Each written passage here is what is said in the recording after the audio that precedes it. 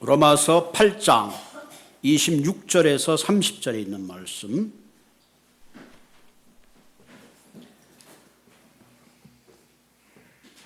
이와 같이 성령도 우리의 연약함을 도우시나니 우리는 마땅히 기도할 바를 알지 못하나 오직 성령이 말할 수 없는 탄식으로 우리를 위하여 친히 간구하시느니라.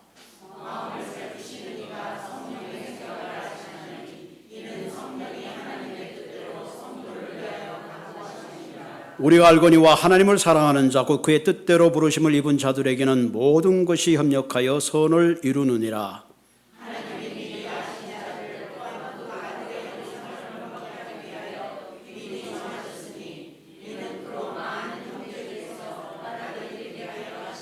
같이 읽겠습니다. 또한 미리 정하신 그들을 또한 부르시고 부르신 그들을 또한 의롭다 하시고 의롭다 하신 그들을 또한 영화롭게 하셨느니라. 아멘. 우리를 부르시고 의롭게 하시고 영화롭게 하셨다. 이거 하나님께서 우리에게 주시는 궁극적인 축복이라 생각이 되어집니다. 오늘은 선을 베푸시는 하나님, 선을 이루시는 하나님이라는 제목을 가지고 함께 은혜 받는 시간을 나누도록 하겠습니다. 우리가 믿는 아버지를 우리는 아바 아버지라 그러죠. 우리가 믿는 아바 아버지는 항상 우리에게 최상의 것을 주고 싶어 하십니다. 어떤 가정에 딸이 있었다고 합니다. 하루는 딸이 성적표를 받아왔는데 그 마음이 너무 상실했습니다. 딸이 성적표를 내밀면서 아빠, 나는 열심히 한다고 했는데 이렇게 전부 D를 받아왔습니다. 평소에 이 딸이 정상화가 아닌 약간 자폐증 기질이 있는 그런 딸이라 아버지는 너무나 마음이 상심했습니다. 그때 아버지는 이렇게 말했습니다. 딸아, 걱정 마라. 내가 너에게 다시 아빠의 성적표를 만들어주겠다. 우리 딸은 언제나 봐도 잘 웃는 거 A, 또 우리 집에 있는 강아지와 잘 놀아줘서 A, 그리고 그림을 너는 너무 잘 그리지 않니? A, 그리고 세상에서 가장 이쁜 딸 A. 그래서 아버지가 All A의 성적표를 만들어 주었다고 합니다. 할렐루야.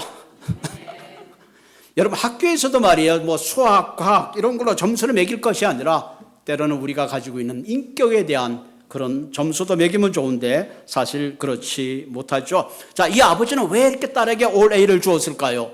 그 이유는 단 한 가지입니다. 사랑하기 때문에 그렇습니다. 어쩌면 오늘 예배를 드리는 저와 여러분들 모두를 향하여 하늘의 아버지, 아바 아버지는 전부 우리들에게 A를 주기를 원하시는 줄로 믿습니다. 아멘. 그래서 마태복음에 보면요, 7장 9절 11절 우리가 잘 아는 말씀이죠. 너희 중에 누가 아들이 떡을 달라 하는데 돌을 주며, 그런 사람이 있어요? 생선을 달라고 하는데 뱀을 줄 사람이 있겠느냐? 너희가 악한 자라도 좋은 것을 자식에게 줄 줄 알거든 하물며 하늘에 계신 너희 아버지께서 구하는 자에게 좋은 것으로 주시지 않겠느냐. 굉장한 말씀이죠. 세상에 가장 나쁜 아빠, 세상에서 손가락질하는 강도든지 아니면 뭐 조폭이든지 자기 자녀에게는 지극하잖아요. 악한 사람도 그럴진데 하물며 하나님은 악한 분도 아니고 선한 분이시고 우리에게 최상의 것을 주기 원하시는 그런 분이 우리가 주님께 원하고 주님께서 우리에게 주시고자 하는 것은 당연히 최상의 축복을 준비해 주시는 것은 지극히 당연하다 하는 거죠. 하나님은 우리의 삶이 병들고 고난 가운데 시들어가기를 원치 않습니다. 물론 때때로 고난을 허락하지만 하나님의 본심은 우리가 그 고난을 넘어서서 우리가 좀 더 성숙하고 원숙하기를 원하는 하나님의 본심이 그 안에 배어 있습니다. 가끔 우리가 신앙생활 하면서도 율법적인 신앙생활 할 때가 있습니다. 어떤 분은 가끔 목사님 제가 지난주에 빠졌더니 자동차 타이어가 빵꾸가 났어요. 지난주에 빠져서 빵꾸가 난 게 아니라 아마 못이 들어갔든지 타이어 교체를 잘 못해서 그런 일이 생겼겠죠. 하나님은 주일 한 번 빠졌다고 자동차에 빵꾸 내는 그런 째째하신 하나님이 아니시다 하는 겁니다. 할렐루야. 그렇다고 목사님 주일날 빠져야 되겠네 이렇게 또 해석을 하는 분들이 있으면 안 돼요. 여러분 예레미야 29장 10절에서 13절에 보면 너희를 향한 나의 생각은 내가 안 하니 평안이 아니요 재앙이 아니라 너희에게 미래와 희망을 주는 것이라. 이 말씀의 배경은 뭐냐면 하나님께서 예레미야 선지자들에게 너희들이 조금 있으면 망한다, 정신 차려라, 그런 경고를 하는 거예요. 그 경고를 듣던 유대 백성들은 이제 큰일 났구나, 우리나라가 망하고 포로로 바벨론으로 잡혀간 다음에 이 일을 어쩌면 좋고 가슴을 치고 있는데 예레미야가 하는 말은 평안이요 재앙이 아니라 오히려 너에게 미래의 희망을 주는 거라 하는 겁니다. 그들은 이해할 수 없었어요. 그러나 이 약속의 말씀대로 70년이 지나고 결국 그들은 오히려 회복이 되고 하나님께서 무너진 성전을 회복하는 그런 계획을 회복하신 것을 우리가 볼 수가 있습니다. 이와 같이 저와 여러분을 향한 하나님의 계획은 우리가 상상한 이상의 축복의 계획을 가지고 계십니다. 이 사실을 우리가 분명히 믿을 때에 우리는 어떤 가운데 있더라도 하나님을 향한 소망의 끈을 붙잡고 살아갈 수가 있는 것입니다. 저와 여러분은 오늘 본문을 통해서 하나님이 우리에게 주시기 원하시는 최선이 뭐고 정말 우리의 삶 가운데 이루시기 원하는 하나님의 간절한 소원이 무엇인지를 함께 나누어 보도록 하겠습니다. 지난주에는 영화에 대한 이야기를 했습니다. 영화란 말은 구원의 맨 마지막 단계입니다. 하나님은 우리가 예수 그리스도를 믿는 순간에 하나님께서 믿음을 통해서 우리에게 의롭게 하시고 생명을 주시고 하나님의 자녀되게 해주십니다.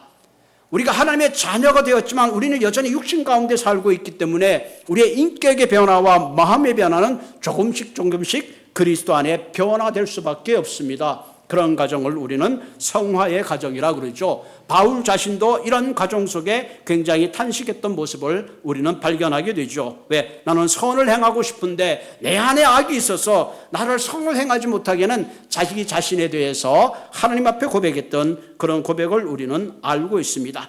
이러한 모든 과정을 우리는 성화의 과정이라고 그럽니다. 그래서 점점 그리스도화 되어가는 like Jesus Christ 되게 하는 그 점정적 과정을 거쳐서 맨 마지막에 finally 주님 오시는 그날 죽은 자들이 일어나고 우리의 모든 썩을 육체가 썩지 않은 영화로운 몸으로 부활의 새로운 옷을 입게 되는 것, 그것이 바로 영화 마지막 단계라고 우리는 볼 수 있습니다. 그것을 우리는 신학적으로 영화의 단계라 그렇게 말합니다. 오늘 본문은 주님 오시는 그날에 모든 피조물들이 회복되고 썩을 몸이 썩지 않은 몸으로 주님의 부활의 몸으로 맞이하게 되는 그 영화의 놀라운 사건을 주님께서 우리를 위하여 준비하고 있다는 사실을 오늘 본문을 통해서 깨닫게 되는 것입니다. 그럼 이와 같은 최상의 축복을 안겨주시기 위해서 하나님이 우리에게 준비하신 것이 있는데 그것이 무엇인가 하는 겁니다. 오늘 본문을 통해서 결론적으로 말씀드리면 그 영화의 삶을 위해서 주님은 우리에게 성령의 중보로 함께 하시고 둘째는 하나님의 섭리로 계획하시며 마지막으로는 하나님이 그 계획을 성취하신다는 사실입니다. 자, 먼저 첫째로 성령의 중보에 대해서 우리가 함께 나누어 보도록 하겠습니다. 본문 26절에 보면 이와 같이 성령도 우리의 연약함을 도우시나니 우리가 마땅히 기도할 바를 알지 못하나 오직 성령이 말할 수 없는 탄식으로 우리를 위하여 친히 간구하신다.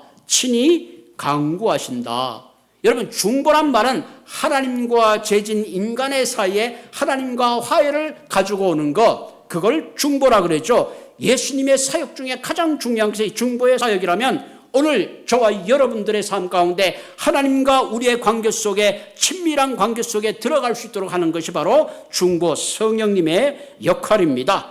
저 오늘 끊임없이 주님이 중보의 역할을 하시는데 성령께서 그 이유가 뭐냐? 첫째는 우리의 연약함을 도우시기 위해서다 하는 것입니다.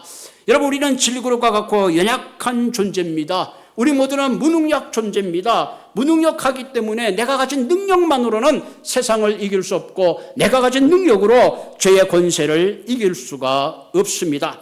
그래서 성령께서 우리의 연약함을 도우시기 위해서 우리 안에서 일하시고 함께 하신다는 사실입니다. 오늘 본문에 보면 우리의 연약함을 도운다는 이 말은 강한 손으로 우리를 붙잡아 주신다, 그런 뜻이 있습니다.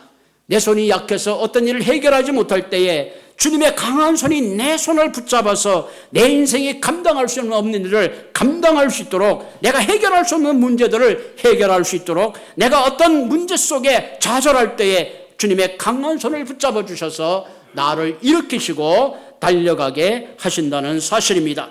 이것이 바로 성령님께서 저와 여러분들에게 지금도 중보하고 계신다는 사실입니다. 두 번째로 성령이 중보하시는 가장 중요한 이유 중에 하나는 우리의 영적 무지 때문입니다. 오늘 본문에도 가만히 보면 마땅히 기도할 바를 알지 못한다. 사실 우리가 하나님께 기도한다고 생각해야지만 어떤 기도를 해야 될지 모를 때가 참 많이 있습니다. 그럴 때 성령께서 우리에게 어떻게 기도해야 될지를 가르쳐 주신다는 사실입니다. 이를테면 내가 마음이 상해서 하나님께 기도합니다. 하나님, 내가 누군가에게 상처를 받아서 그 사람에 대한 분노를 가지고 하나님 속된 말로 다리를 분질러주든지 그런 기도를 하고 있을 때에 내 마음에 뭔가 꺼름직한 것이 생깁니다. 그래, 기도를 하던 가운데 그래, 하나님이 나를 사랑하시고 구원했는데, 그래, 그 형제가 내게 잘못했지만 그 형제도 그럴 만한 이유가 있겠지. 뭔가 그를 이해하고 자신의 허물을 발견하게 되고, 궁극적으로는 자신의 연약함을 깨닫고 그를 저주하는 기도가 아니라 오히려 그를 불쌍히 여기는, 긍휼히 여기는 마음으로 기도하게 된다는 사실입니다. 그러므로 성령께서 말할 수 없는 탄식으로 내가 기도할 때에 내가 바른 기도를 할 수 있도록 도와주시는 것, 그것이 바로 성령의 중보의 두 번째 역할입니다. 오늘 본문의 세 번째 보면 성령이 말할 수 없는 탄식으로 우리를 위하여 기도한다. 여기 말할 수 없는 탄식이라는 것은 마치 어린아이가 심히 열이 나가지고 잠을 자지 못하고 뒤척이고 난리를 칠 때에 그 어린아이를 안고 있는 부모의 마음이 얼마나 무너지겠습니까? 그 안타까운 마음으로 성령님께서는 오늘도 우리를 위하여 탄식하고 기도하신다는 사실입니다. 왜? 하나님이 원하는 것은 너희 삶이 잘 되기를 원하는데 오히려 하나님이 원하는 진리의 방향으로 가지 못하고 엉뚱한 방향으로 살아가는 그 모습을 보시면서 안타까워하시고 간구하신다는 사실입니다. 왜? 한마디로 성령께서 우리 한 사람 한 사람을 사랑하시기 때문에 그렇습니다. 본문 27을 볼까요? 27절에 보면 마음을 살피시는 이가 성령의 생각을 하시나니 이는 성령이 하나님의 뜻대로 성도를 위하여 간구하시느니라. 성령님이 우리의 마음을 살피시고 그 살피신 마음을 바르게 해서 하나님의 뜻이 이루어지게 해 주신다 하는 겁니다. 때때로 우리는 바른 판단을 하지가 못합니다. 때로는 감정에 치우칠 수도 있고 때로는 미운 마음의 분별력을 잃어버릴 때가 있습니다. 그래서 우리의 마음이 혼란해서 바른 기도를 하지 못하고 바른 방향으로 가지 못할 때에 우리의 마음을 살피시는 성령님께서 우리에게 바른 분별력을 갖게 하여 주시고 말씀을 의지하게 하여 주시고 성령이 임재하여 주셔서 내 마음을 살핌으로 말미암아 무엇을 기도해야 되는지를 가르쳐 주시고 깨닫게 해 주신다는 것입니다. 그러므로 성령께서 때로는 지친 마음을 위로해 주시고 때로는 성령께서 우리의 마음을 만져주시고 때로는 성령님께서 우리의 앞길을 보여주시며 때로는 성령님께서 내가 구하지 못한 것까지라도 구해 주시는 분이십니다. 그런 의미에서 하나님께서 우리에게 최상의 복을 주시기 위해서 준비하시고 중보하시는 그 성령님을 우리는 날마다 의지하고 붙잡고 신앙생활 해야 하는 겁니다. 두 번째로 하나님의 최상의 복을 주시기 위해서 준비하신 것은 하나님의 섭리입니다. 우리가 하나님의 최상의 복 가운데 살기 위해서는 성령의 중보가 필요하고 동시에 하나님의 손길이 필요합니다.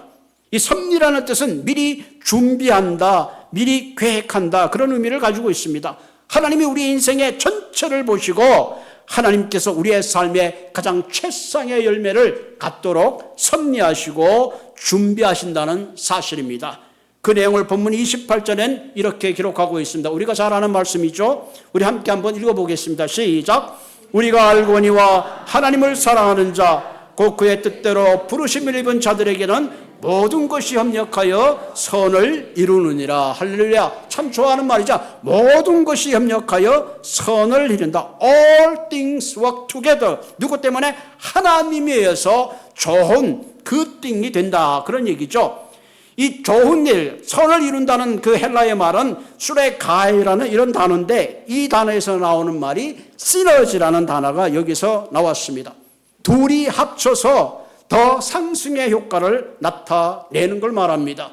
1 더하기 1은 2인데 2가 아니라 그 이상의 높은 차원의 결과를 가지고 오는 거죠. 다시 말하면 하나님이 우리의 인생을 다스리는 방법이 이와 같다는 것입니다.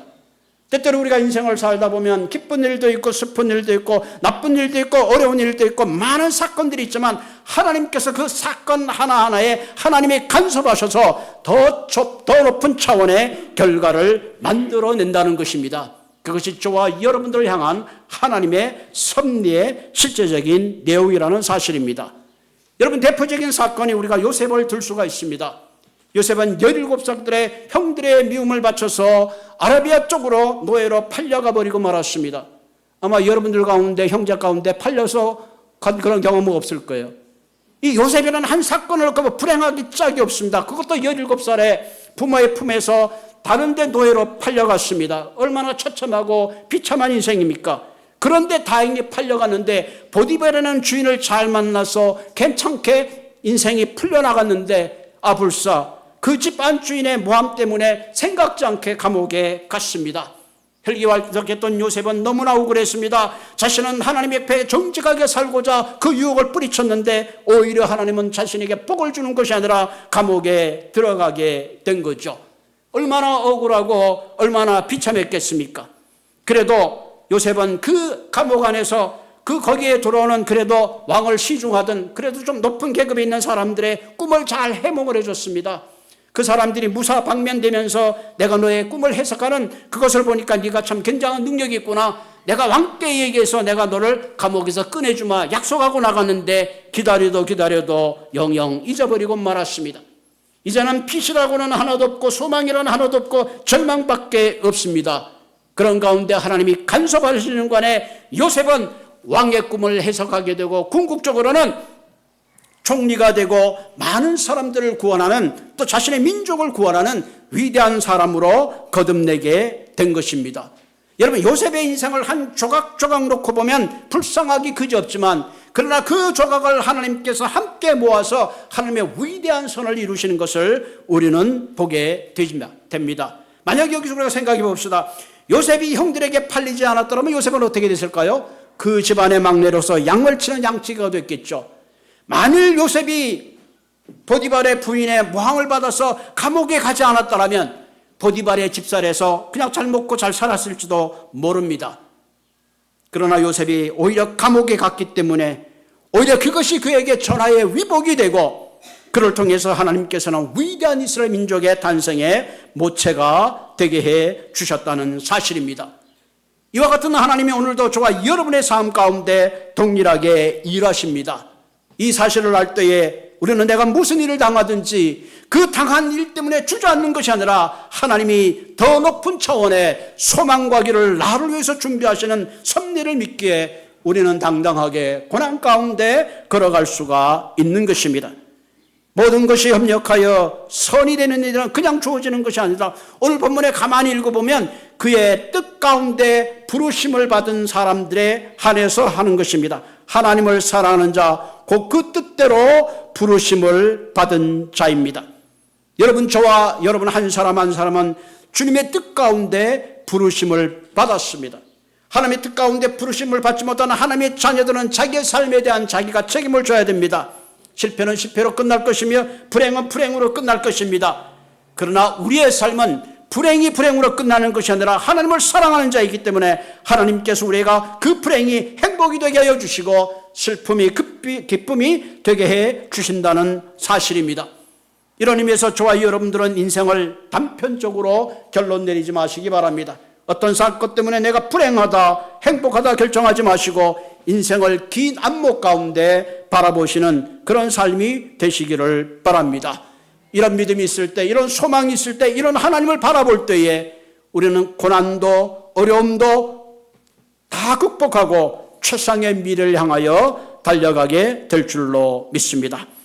세 번째, 우리에게 선을 행하시기 위해서 하나님이 준비하는 세 번째 것은 하나님의 계획은 반드시 성취된다는 확신입니다. 자, 본문 29절을 볼까요?